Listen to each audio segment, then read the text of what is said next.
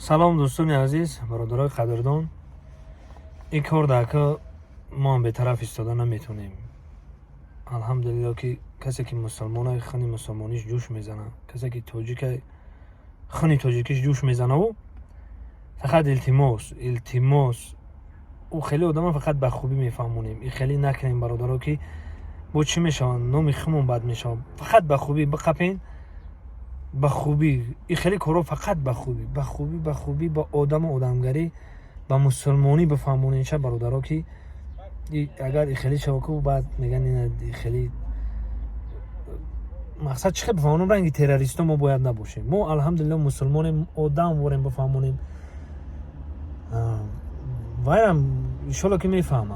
یعنی بفهمونین شب وای اوج خودش فهمیدگی اوج وای خودش همه چی را فهمید. این روز پگا وای ایمان میوره. این روز پگا وای هم برادر هم اون روز ایمان میوره خودش. ببینه که تاجیکا چه خلن، مسلمانا چه خلن.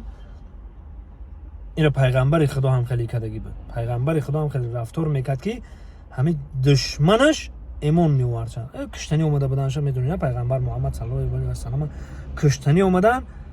دست گیر در دلش مان گفت مرا کشتنی اومدگی مرا بگی بکش. همو کافر ایمان آورد.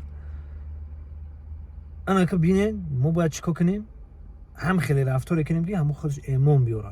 التماس برادرای تاجیکی ما هم دیگر فهمی کنین. اگه یک بیعقلی را خواهرمون کرد، خواهرمون بیعقلی را کرد، ما گوشت چی میگن نخونه گوشت جدا کردن نمیتونیم. خواهر ما که بیعقلی را کرد باید ما بفهمونیم که ها همین کار شد بیعقلی را کرد. نکن بگی او دلیل که تمام همین کار به خوبی حل شود. همین به خوبی بفهمونه. چه التماس کسانی که مرا میفهمن به خوبی و آخرش علاقه میفهمن.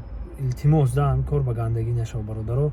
این خیلی بر سر فرزند آدم هر چی باید بگذره. ده که خواهرمون به عقلی کرد بزرگا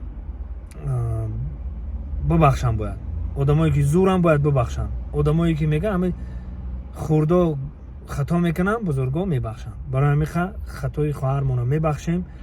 دیگه خیلی رفتار نکنن. دیگه خواهرمون ده عبرت شوه. التماس به خوبی کار حل شوه. همین کار به خوبی حل شوه. همه ما خرسند میشیم. چی در کنه برادرامون بی اینقدر عذاب کشیدن نه پشتی وای. انا با چی بگم؟ خیلی هر روز ما در اینترنت میبینیم. هم میدرو میبینیم که همین کشوکش همین پرابلما. التماس کار با خوبی حل شوه با خوب میشود. چی گفتین؟ کسانی که در گپی ما مقصد دارن همین با خوبی خوب همین هر یک کار با خوبی خوبه. هم خلاص برادرام. التماس خطونه مقصد در بالونمونین در ملک غریب در مقصد عذاب و شکنجه نمونین.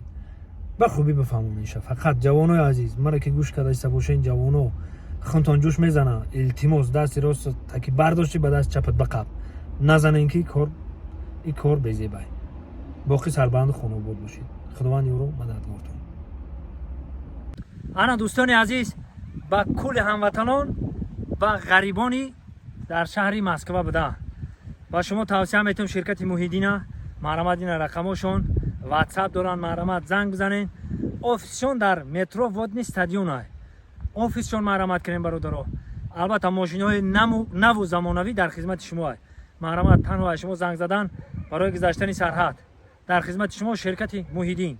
باقی سربلند و خانواد باشین. همه وقت جیبکاتون پری پول باشد. زنده باشین.